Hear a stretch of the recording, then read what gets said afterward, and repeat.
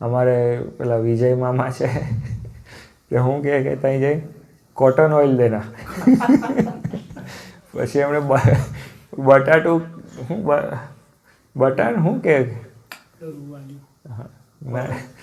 કંઈક થઈ જાય ને કંઈક હવે સાંજે એ લોકો તો દાળે અલગ કે અમારે એક સાઉથ ઇન્ડિયા જવાનું થયું એ રસ્તામાં અમારે સાંજે અનાજ લેવાનું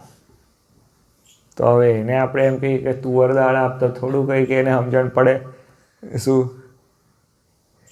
સારું અમે લોકો તો ઊભા રહ્યા કહેવાય એને કહેવું શું એટલે પેલો દુકાનદાર હતો ને એ અમારી મૂંઝવણને ઓળખી ગયો કે આ લોકો છે ઇન્ડિયન પણ આપણા નથી એટલે સાઉથ ઇન્ડિયન નથી આ લોકો અને આમને કંઈક જોઈએ છે કે મૂંઝાણો કે આ લોકો મૂંઝાઈ રહ્યા છે તો કે તમારે કંઈક જોઈએ છે એને એટલે એટલું તો સમજણ પડી કે હા આ વાત સમજે તો એણે અમને ઈશારો કર્યો શું કે તમને જે જોઈતું હોય ને આ દુકાનમાં જતા રહો ને તમને જે જોઈએ એ કહો આમ ઈશારો કરીને એટલે અમે તમને આપીએ આ સદગુરુ છે તમને ખ્યાલ આવ્યો આપણને એની ભાષામાં ખબર પડે નહીં હું તમને વાત એટલા માટે કરું છું છેલ્લો જન્મારો થઈ રહ્યો છે એવું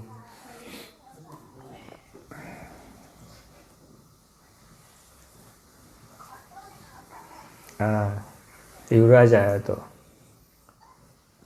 20-25 દિવસ પહેલાં